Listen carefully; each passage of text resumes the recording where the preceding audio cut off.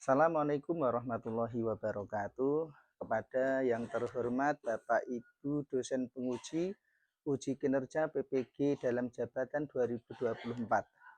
Perkenalkan, nama saya Nurul Yakin, sarjana agama. Saya adalah seorang guru pendidikan agama Islam di SMP Islam Bina Insani Susukan Kabupaten Semarang. Sekaligus saya sebagai mahasiswa PPG dalam jabatan tahun 2024 batch 2 di LPTK Universitas Islam Negeri Wali Songo Semarang dengan NIM 24031170631. Pada hari ini, Kamis tanggal 30 Januari 2025, saya akan melaksanakan uji kinerja di kelas 7 SMP Islam Bina Insani Susukan Kabupaten Semarang dengan materi rukhsah kemudahan dalam beribadah kepadanya. Berikut ini uji kinerja saya. Assalamualaikum warahmatullahi wabarakatuh. Waalaikumsalam warahmatullahi wabarakatuh. Apa kabar anak-anak semua? Alhamdulillah, luar biasa. Allahu Akbar. Alhamdulillahirabbil alamin. Hari ini kita bisa bertemu kembali pada mata pelajaran pendidikan agama Islam dengan dalam keadaan sehat walafiat, tidak ada halangan suatu apapun. Semoga pembelajaran pagi hari ini membawa kebaikan pada kita semua. Amin. Sebelum pembelajaran kita mulai, mari kita berdoa bersama dengan harapan semoga kita dalam pembelajaran pada hari ini diberi kemudahan oleh Allah, diberi pemahaman oleh Allah. Mari kita berdoa mulai. Bismillahirrahmanirrahim. Asyhadu an la ilaha illallah wa asyhadu anna Muhammadar Rasulullah. Raditu billahi rabban wa bil islami dina wa bi Muhammadin nabiyyan wa rasula. Rabbi zidni ilman nafi'a warzuqni fahman wasi'a wa amalan sholihan maqbula. Amin ya rabbal alamin. Sebelum melanjutkan pelajaran, saya akan mengabsen terlebih dahulu, memastikan kehadiran kalian semua. Tegar Ahmad, Adi Alamuddin, Rangga Rizky, Khairul Anam, Fatih Atira, Kakak Naufal, Edi Suyono, Zaki Ulum. Alhamdulillah, pada pagi hari ini pelajaran PAI anak-anak semua masuk, tidak ada halangan suatu apapun, nihil.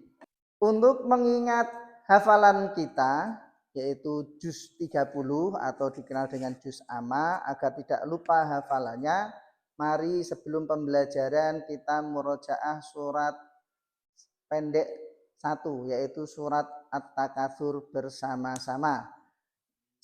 1, 2, 3. Bismillahirrahmanirrahim. Alhaakumut takatsur hatta zurtumul maqabir. Kalla saufa ta'lamun. Summa kalla saufa ta'lamun. Kalla lau ta'lamuna ilmal yaqin latarawunnal jahim summa latarawunnaha ainal yaqin summa latus'alunna yawma idzin 'anil na'im. Shadaqallahul adzim. Dengan adanya kita murojaah, semoga hafalan kita dijaga oleh Allah Subhanahu wa taala. Amin. Kalian pernah melihat orang melakukan sholat jamak di perjalanan jauh? Menurut kalian, mengapa ini diperbolehkan? Agar lebih mudah melaksanakan ibadah, Pak. Ya, terima kasih. Rukhsah diberikan sebagai bentuk kasih sayang Allah kepada umatnya agar tetap bisa beribadah dalam kondisi sulit. Jadi dalam kondisi sesulit apapun kita diberi kemudahan oleh Allah agar dapat melaksanakan ibadah tersebut dengan baik. Hari ini kita akan belajar lebih dalam tentang rukhsah. Rukhsah tersendiri kemarin adalah kemudahan dalam beribadah kepadanya, kepada Allah. Yaitu keringanan dalam beribadah seperti halnya sholat, ya, ada puasa, ada haji, dan kewajiban lainnya. Kita juga akan melihat bagaimana rukhsah itu sendiri membantu umat Islam menjalankan agama dalam berbagai kondisi. Jadi berbagai kondisi apapun kita tetap bisa melaksanakan ibadah tersebut. Jadi tidak ada alasan, ya. Nah, tujuan pembelajaran kita pada hari ini adalah memahami macam-macam rukhsah atau jenis-jenis rukhsah, mengetahui syarat-syaratnya dan bisa mengaplikasikannya dalam kehidupan sehari-hari. Nah, sekarang ada satu pertanyaan, yaitu apa yang kamu ketahui tentang rukhsah dalam agama Islam? Tahu kan? Kapan seseorang diperbolehkan untuk mengambil rukhsah? Apa manfaat dari adanya rukhsah dalam Islam bagi umat muslim? Hari ini kita akan belajar dengan diskusi kelompok. Setiap kelompok akan mendapatkan tugas berbeda. Tugas yang berbeda untuk dibahas. Setelah itu kita akan mempresentasikan hasil diskusi tersebut. Terakhir kita akan merefleksikan pembelajaran kita bersama. Kita nanti akan menyanyikan lagu terkait tentang rukhsah dengan nada Balonku Ada 5. Hafal semua toh? Hafal semua? Semangat? Nah, rukhsah itu keringanan bagi yang kesusahan, saat sakit, saat tahu ibadah tetap jalan. Sholat bisa dijamak, puasa boleh diqadha. Islam itu memudahkan dan penuh kasih sayang. Aplaus semua. Terima kasih atas ice breakingnya. Kita lanjut. Untuk pembelajaran pada pagi hari ini kita akan melibatkan kerja kelompok berdasarkan minat gaya belajar kalian masing-masing, ya. Nanti kelompok akan dibagi menjadi 3. Ya, akan dibagi menjadi 3. Sebelumnya saya akan menampilkan video terkait tentang rukhsah. Semoga bisa menjadi gambaran kita semua. Sebelum melanjutkan pembelajaran lagi, kita simak video pada pagi hari ini untuk menambah wawasan kita terkait tentang rukhsah. Kita bisa lihat di dalam orang berhaji yang sedang tawaf itu menggunakan kursi roda. Nah, kursi roda tersebut adalah bagian dari rukhsah dalam kita melakukan haji. Kalau kita lihat dalam gambarnya itu melaksanakannya di gedung yang atas, di masjid yang atas. Untuk tayangan videonya kita cukupkan terlebih dahulu. Kita sudah bisa melihat bagaimana Allah memberi kemudahan pada umatnya untuk melaksanakan ibadah, tidak membebani kepada umat Islam. Dari tayangan video tadi yang kita simak bersama-sama, kita bisa melihat bahwa salah satu rukhsah yang kita ketahui di dalam video tadi yaitu tentang rukhsah dalam ibadah haji. Nah, ibadah haji kita itu ketika tawaf sa'i itu kan jaraknya lumayan kalau kita muter. Bagi orang-orang yang sudah tidak kuat atau sudah tua terutama itu diperbolehkan untuk menggunakan kursi roda.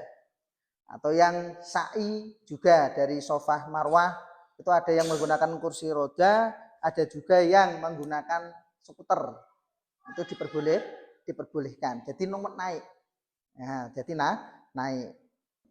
Dalam pembelajaran pagi hari ini kita akan membagi kelompok menjadi 3 kelompok dengan tema yang dibahas berbeda-beda. Kelompok yang pertama nanti kamu akan membahas terkait tentang rukhsah dalam sholat jamak qashar.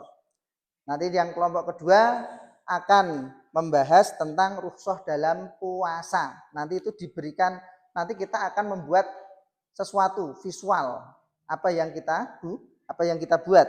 Yang kelompok ketiga nanti kita akan membahas berdiskusi tentang rukhsah dalam haji. Nah, jadi kita membentuk kelompok ini. Sebelum berdiskusi, saya akan memberikan satu lembar kerja LKPD pada kelompok masing-masing. Nah, nanti bisa dikerjakan berkelompok sebelum berdiskusi. LKPD itu didiskusikan bersama. Nanti ada kolom terkait tentang kelompok itu nanti yang diisi dari kelompok tersebut. Mama dari kelompok 1 nanti ngisi itu yang di kolom kelompok 1. Yang kelompok 2 mengisi jawabannya di kelompok 2. Yang ketiga mengisi jawaban di kelompok 3. Sebelum diskusi dimulai, sebaiknya kalian memahami materi tersebut agar mudah untuk mengerjakan dan berdiskusi. Nanti dalam mengerjakan tugas kelompok ini, dalam berdiskusi kalian bisa membuat tugas tersebut yaitu berupa mind map, ada tabel, dan bisa juga nanti berbentuk diagram. Mari untuk diskusinya bisa dimulai dari sekarang.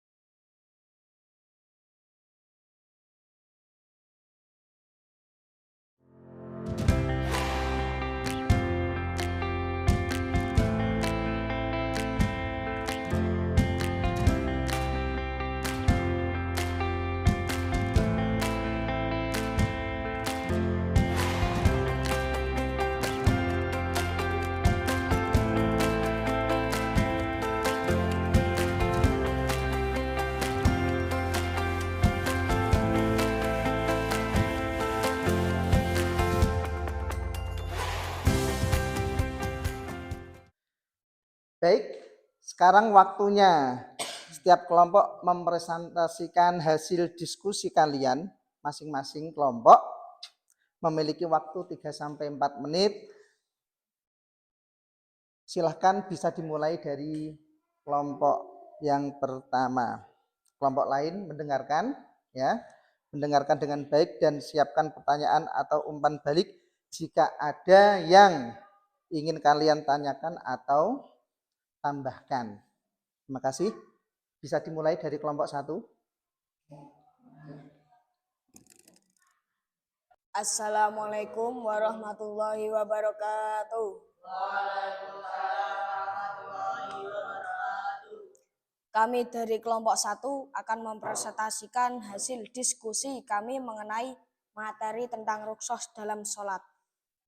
Dalam pembahasan ini, kami menggunakan map sebagai alat bantu untuk memetakan konsep-konsep penting mengenai rukhsah. Berikut adalah hasil diskusi pembuatan map sederhana yang menjelaskan rukhsah dalam sholat. Poin-poin utama yang disajikan meliputi 1. Jamak dalam sholat. Yang A. Menggabungkan dua waktu sholat. Contohnya, zuhur dengan asar, maghrib dengan isya. Diperbolehkan saat bepergian jauh. 2. Qashar sholat. A. Memendekkan jumlah rakaat sholat dari 4 menjadi 2 rakaat. B. Berlaku hanya untuk sholat wajib 4 rakaat, zuhur, asar, dan isya. C. Diperbolehkan untuk perjalanan lebih dari 80 km. Sekian dari kami, terima kasih. Wassalamualaikum warahmatullahi wabarakatuh. Waalaikumsalam warahmatullahi wabarakatuh.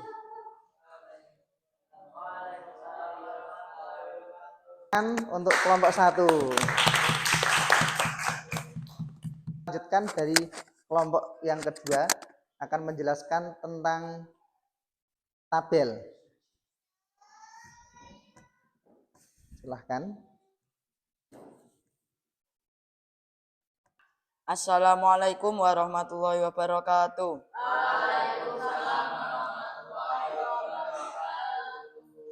Kami dari kelompok 2 akan mempresentasikan hasil diskusi kami mengenai materi rukhsah dalam puasa. Dalam pembahasan ini, kami menggunakan tabel sebagai alat bantu untuk memetakan konsep-konsep penting mengenai rukhsah. Berikut adalah hasil diskusi pembuatan tabel sederhana yang menjelaskan rukhsah dalam puasa. Poin-poin utama yang disajikan meliputi tabel rukhsah dalam puasa. Kondisi 1. Sakit sementara. Sakit yang kemungkinan besar sembuh dan memungkinkan untuk puasa di hari lain. Penggantian berupa qadha. Keterangan, puasa dilakukan di hari lain saat kondisi sudah memungkinkan. 2. Sakit permanen atau kronis. Sakit yang tidak memungkinkan untuk berpuasa seumur hidup, seperti penyakit kronis atau lanjut usia. Penggantian berupa fidyah. Keterangan, memberikan makanan kepada orang miskin 1 kali untuk setiap hari yang ditinggalkan. 3. Berpergian jauh.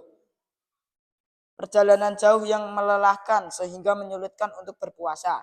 Penggantian berupa qadha. Keterangan, puasa dilakukan di hari lain setelah perjalanan selesai. Yang keempat, wanita hamil atau menyusui. Kondisi di mana puasa dapat membahayakan kesehatan ibu atau anak. Penggantian qadha atau fidyah. Keterangan, qadha jika kondisi memungkinkan setelah kehamilan atau menyusui selesai. Kedua, fidyah jika tidak memungkinkan.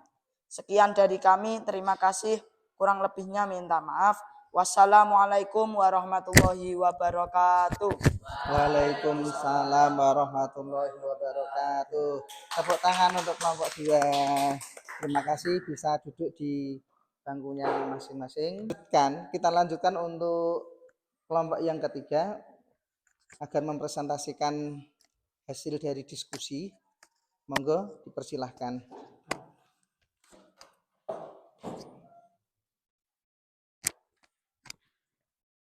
Assalamualaikum warahmatullahi wabarakatuh. Waalaikumsalam warahmatullahi wabarakatuh. Kami dari kelompok 3 akan mempresentasikan hasil diskusi kami mengenai tahapan haji yang dapat diringankan. Dalam pembahasan ini, kami menggunakan diagram sebagai alat bantu untuk memetakan konsep-konsep penting mengenai rukhsah. Berikut adalah hasil diskusi pembuatan diagram sederhana yang menjelaskan tahapan haji yang dapat diringankan. Diagram ini mencakup 1. Tawaf, keliling Ka'bah, menggunakan kursi roda bagi jamaah yang sakit atau lansia. 2. Sa'i, lari kecil Safa dan Marwah, dapat menggunakan kursi roda jika tidak mampu berjalan. 3. Pelontaran jumroh, mewakili kepada orang lain jika kondisi fisik tidak memungkinkan. 4. Wukuf di Arafah, berada di kendaraan bagi jamaah yang tidak mampu berdiri lama. 5. Tahallul, cukur rambut, mencukur sebagian rambut bagi yang memiliki kondisi khusus. 6. Mabit, bermalam di Mina, diberikan keringanan tidak bermalam di Mina bagi jamaah yang tidak sakit.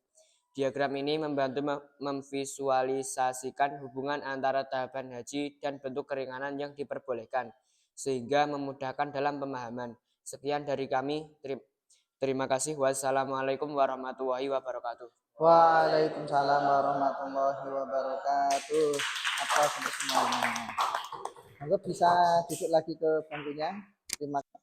Dari hasil presentasi teman-teman semua, banyak yang dapat kita ambil dari keterangan-keterangan dari hasil diskusi panjenengan semua. Terkait yang pertama adalah tentang rukhsah dalam sholat. Tadi dijelaskan bahwa rukhsah dalam sholat yaitu bisa ada kalanya jamak sholat, ada kalanya qashar dalam sholat. Yang jamak sholat yaitu apa? Menggabungkan dua waktu sholat, seperti halnya zuhur dengan asar, maghrib dengan isya. Subuh, kalau subuh itu tidak bisa dijamak dengan waktu sholat yang lain. Ada kalanya juga tadi qashar sholat. Qashar sholat itu memendekkan yang aslinya 4 rakaat menjadi 2 rakaat jumlahnya. Yaitu dilaksanakan pada sholat wajib menjadi 2 rakaat. Yang awalnya rakaatnya 4 menjadi 2. Berbeda dengan waktu maghrib. Kalau maghrib itu tidak bisa dikurangi. Tetap kalau qashar jamak rakaatnya utuh 3. Nanti maghrib dengan isya 3 baru salam 2. Terus selanjutnya ada kalanya rukhsah pada puasa. Orang yang sakit atau bepergian jauh boleh tidak berpuasa di bulan Ramadan dengan syarat menggantinya di hari yang lain, yaitu dengan mengqadha atau membayar fidyah.